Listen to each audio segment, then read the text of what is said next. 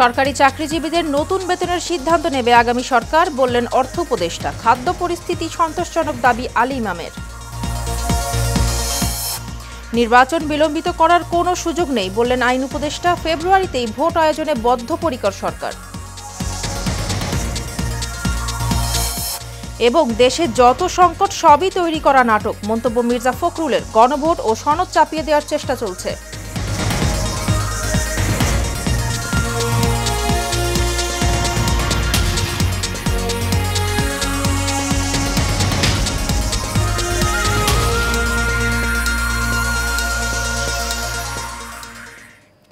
স্বাগত এশিয়ান নিউজে, আপনাদের সাথে আছি আমি ফারজানা হাসিন। এতক্ষণ শুনছিলেন বিআরবি কেবল ইন্ডাস্ট্রিজ লিমিটেড সংবাদ শিরোনাম, এবার বিস্তারিত।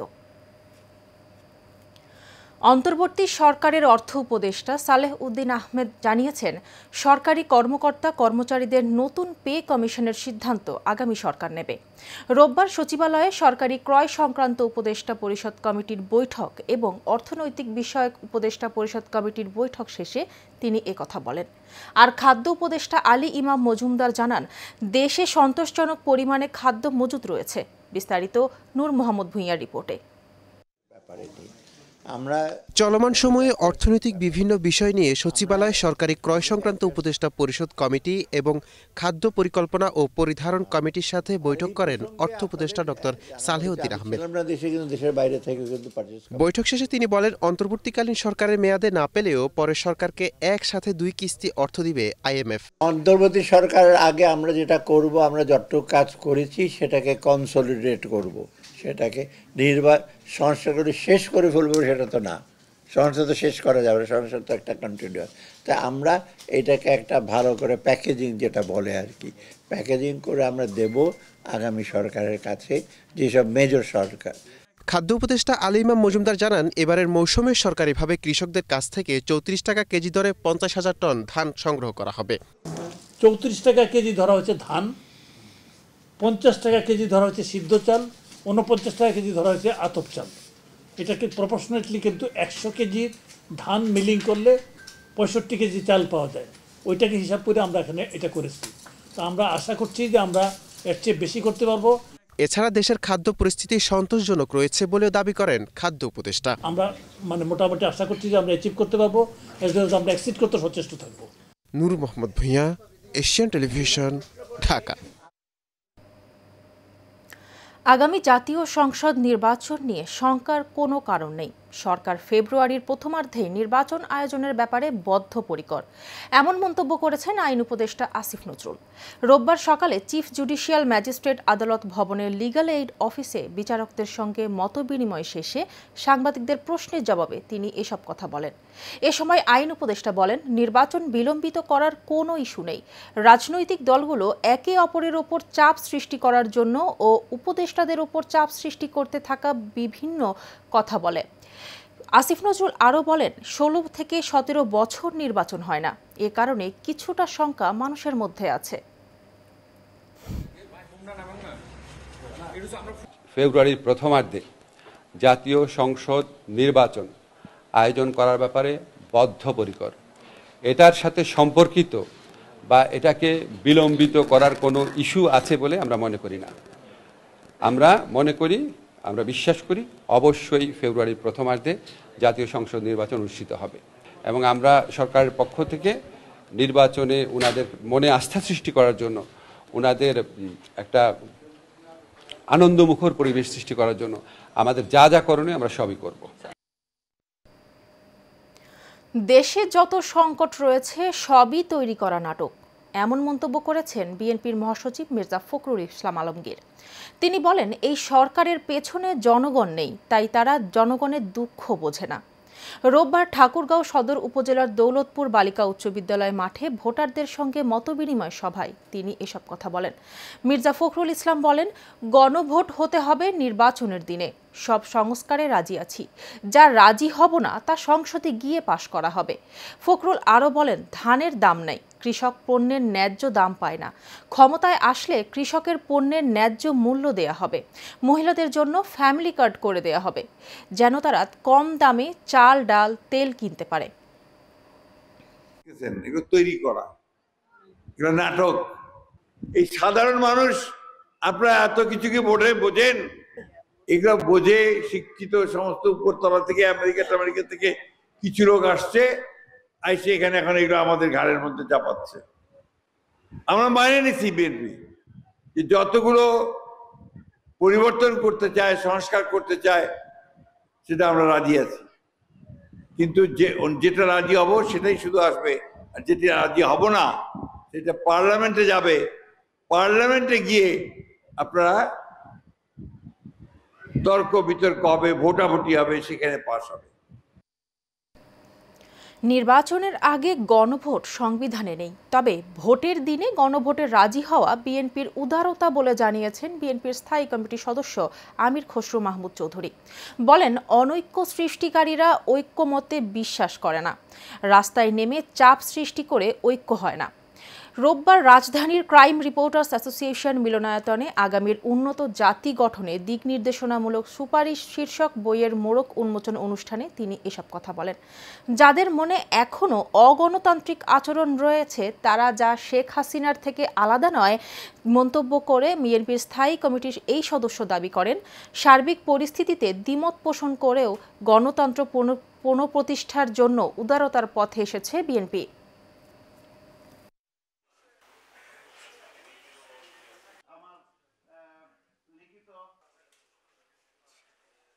এখন গণভোটের নির্বাচনের আগে না নির্বাচনের দিনেও গণভোট করার এই সংবিধানে অ্যালাউ করে না।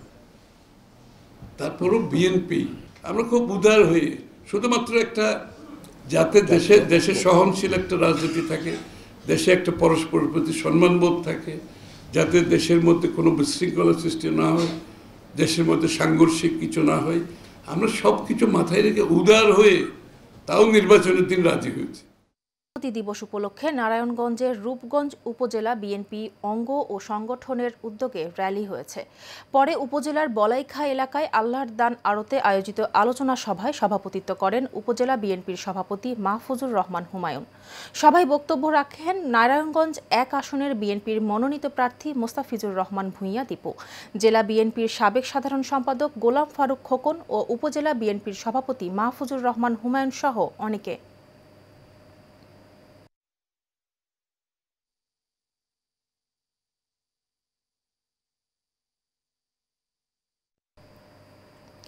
ময়মনসিংহ তারাকান্দা উপজেলায় জাতীয় বিপ্লব ও সংহতি দিবস উপলক্ষে সমাবেশ ও র্যালি হয়েছে। ধানের শীষের মনোনয়ন প্রত্যাশী সাবেক এমপি বীর মুক্তিযোদ্ধা আবুল বাশার আকন্দের উদ্যোগে এই র্যালি হয়। এতে সভাপতিত্ব করেন উপজেলা কৃষক দলের সভাপতি আব্দুর রশিদ সরকার, সঞ্চালনা করেন সাধারণ সম্পাদক নুরুল আমিন। অনুষ্ঠানে প্রধান অতিথি ছিলেন সাবেক এমপি ও কৃষক দলের কেন্দ্রীয় কমিটির সহ সভাপতি বীর মুক্তিযোদ্ধা আবুল বাশার আকন্দ।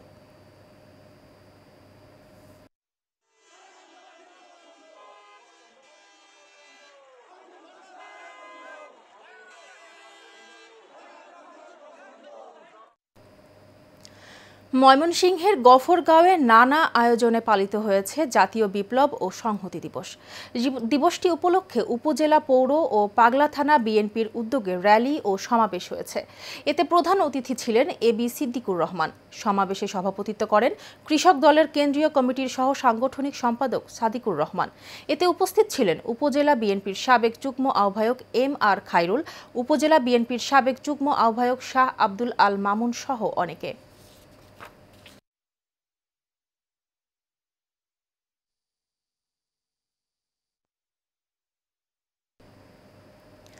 মাদারীপুর ১ আসনে বিএনপি নেতা কামাল জামান মোল্লার মনোনয়ন স্থগিতের আদেশ প্রত্যাহারের দাবিতে বিক্ষোভ হয়েছে।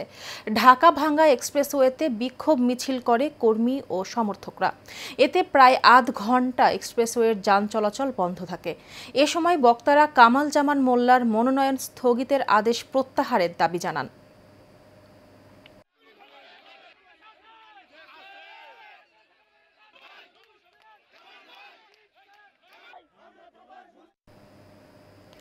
শেরপুর জেলা যুবদলের সভাপতি মোহাম্মদ শফিকুল ইসলাম মাসুদ এমপি মনোনয়ন না পাওয়ায় তার কর্মী সমর্থকেরা শেরপুর শহরে বিক্ষোভ মিছিল করেছেন। জেলা বিএনপির দলীয় কার্যালয় থেকে বিক্ষোভ মিছিল বের হয়ে শহরের গুরুত্বপূর্ণ সড়ক প্রদক্ষিণ করে। বিক্ষুব্ধ নেতাকর্মীরা জানান, শফিকুল ইসলাম মাসুদ দলের ত্যাগী নেতা, তাকে মনোনয়ন না দিয়ে অন্য কাউকে দিয়েছে, যা তা মানতে পারছি না। দীর্ঘদিন দলীয় কার্যক্রমে নিষ্ক্রিয় থাকা একজনকে মনোনয়ন দেয়া হয়েছে।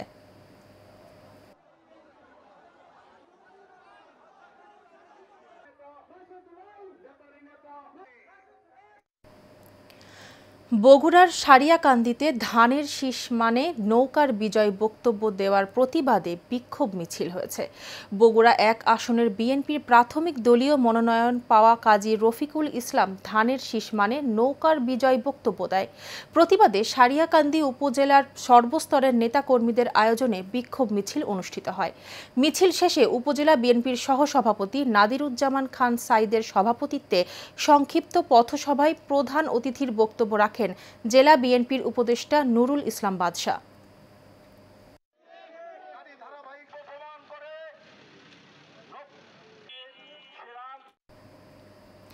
ব্রাহ্মণবাড়িয়া ৫ আসনে বিএনপির মনোনীত প্রার্থী পুনর্বিবেচনার দাবিতে মানববন্ধন ও বিক্ষোভ কর্মসূচির আয়োজন করা হয়েছে। উপজেলা সদর থেকে বাঙ্গরা বাজার পর্যন্ত প্রায় ১২ কিলোমিটার দীর্ঘ এই মানববন্ধন ও বিক্ষোভ কর্মসূচির আয়োজন করে উপজেলা বিএনপির এক পক্ষের কর্মী সমর্থকরা।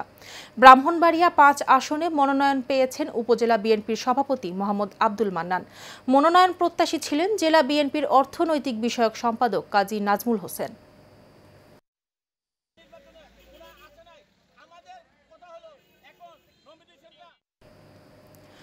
সিরাজগঞ্জ ৩ আসনে বিএনপির এমপি প্রার্থী জেলা বিএনপির তথ্য ও গবেষণা বিষয়ক সম্পাদক ভিপি আইনুল হকের বিরুদ্ধে প্রকাশিত মিথ্যা ও উদ্দেশ্যপ্রণোদিত সংবাদের তীব্র প্রতিবাদ জানিয়ে প্রতিবাদ সভা ও সংবাদ সম্মেলন করা হয়েছে।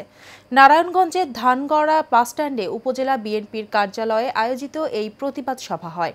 উপজেলা বিএনপির সাবেক সভাপতি শামসুল ইসলামের সভাপতিত্বে এতে বক্তব্য রাখেন জেলা বিএনপির যুগ্ম সাধারণ সম্পাদক ব্যারিস্টার আব্দুল বাতেন, উপজেলা বিএনপির সাবেক সাংগঠনিক সম্পাদক আবুল কালাম আজাদ সহ অন্যান্যরা।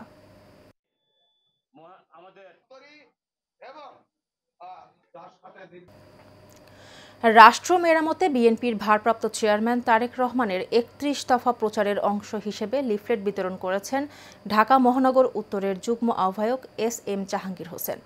রাজধানীর উত্তরায় বিভিন্ন স্থানে নেতাকর্মীদের সঙ্গে নিয়ে লিফলেট বিতরণ করেন তিনি। এ সময় তিনি বলেন, পিছিয়ে পড়া বাংলাদেশকে এগিয়ে নিতে হলে তারেক রহমানের ঘোষিত ৩১ দফা বাস্তবায়নের কোনো বিকল্প নেই। তাই জনগণের মাঝে এই সচেতনতা বৃদ্ধি করতে হবে।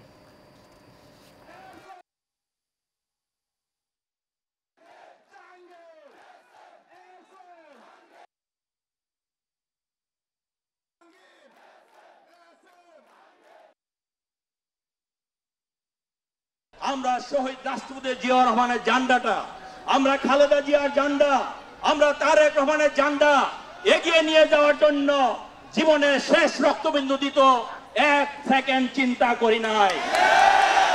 ঢাকা ১৮ জনগণ যাকে চাবে, ঢাকা ১৮ জনগণ যার সাথে কাজ করতে আশ্বস্ত হবে, আমরা তার সাথে কাজ করে আগামী দিনে ধানের শীষের বিজয় ছিনিয়ে আনবো ইনশাআল্লাহ। এবার চট্টগ্রাম সংবাদ। চট্টগ্রাম ঘাট ও গুদাম শ্রমিক ইউনিয়নের পরিচিতি সভা ও শ্রমিক সমাবেশ হয়েছে। সাজ্জাদ হোসেন সাজ্জুর সভাপতিত্বে ও আক্তার হোসেন মাঝির পরিচালনায় এতে প্রধান অতিথি ছিলেন বিএনপির আন্তর্জাতিক বিষয়ক উপকমিটি সদস্য ইসরাফিল খসরু মাহমুদ চৌধুরী। উপস্থিত ছিলেন চট্টগ্রাম মহানগর বিএনপির সদস্য মশিউল আলম স্বপন, বিভাগীয় শ্রমিক দলের সাধারণ সম্পাদক নুরুল্লাহ বাহার, মহানগর বিএনপির সদস্য হাজি সালাউদ্দিন, বিভাগীয় শ্রমিক দলের সহ সাধারণ সম্পাদক ইব্রাহিম ফরাজি সহ অনেকে।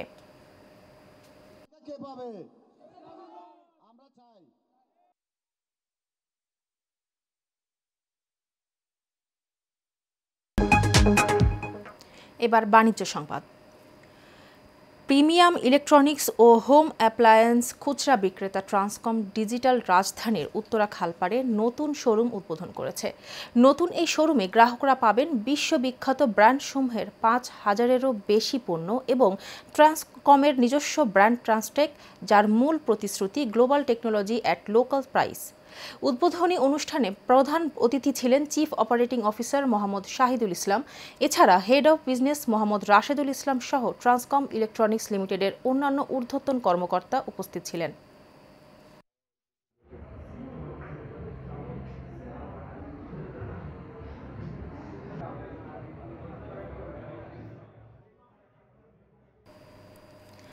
শেষ করব এশিয়ান নিউজ, তার আগে বিআরবি কেবল ইন্ডাস্ট্রিজ লিমিটেড সংবাদ শিরোনামগুলি জানাবো আরও একবার।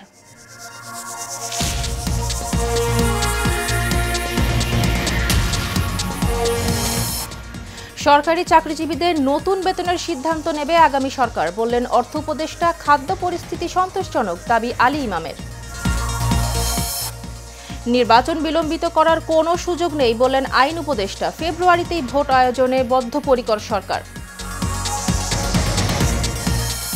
এবং দেশে যত সংকট সবই তৈরি করা নাটক, মন্তব্য মির্জা ফখরুলের। গণভোট ও সনদ চাপিয়ে দেওয়ার চেষ্টা চলছে।